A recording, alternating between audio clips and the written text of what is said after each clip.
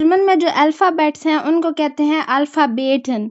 ये देखें अल्फा बे और फिर एंड पे आपका लग जाएगा EN, अल्फाबेटन। अब इसको ए के साथ आपने क्यों नहीं बोला, अल्फाबेटन क्यों नहीं बोला? क्योंकि जर्मन में ए को बोलते हैं आ। ये देखिए नीचे आपको नजर आ रहा होगा लिखा हुआ कि आपने इनको किस तरह से बोलना है। ए को आप बोलेंगे आ, ठीक है, आ।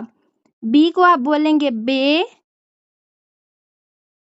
आ बे से, आ बे से। नेक्स्ट आपके पास आएगा डे।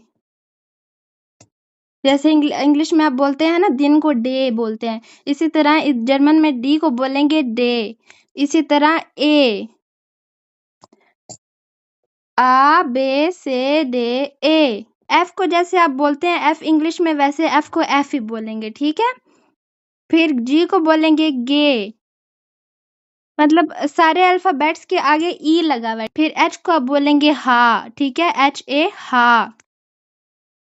आई को आप बोलेंगे ई। अब ई देखें, ये जैसे इंग्लिश में हम ये वाले ई को बोलते हैं ना, इसी तरह जर्मन में जो आई है उसको आप ई बोलेंगे, ठीक है, ई।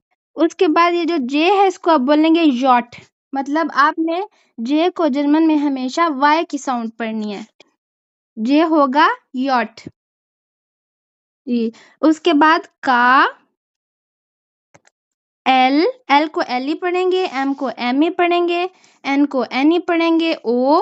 उसके बाद पी को पढ़ेंगे पे, क्यू को पढ़ेंगे कू और आर को पढ़ेंगे एग, ठीक है। जैसे मैंने आपको बताया था ना आर की साउंड गाइन की होती है, तो आर को बोलेंगे एग।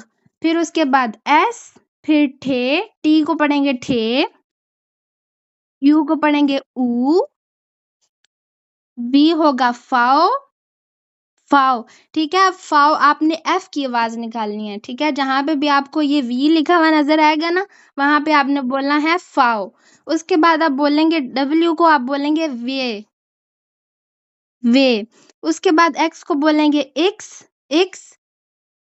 आगे होगा इप्सिलॉन।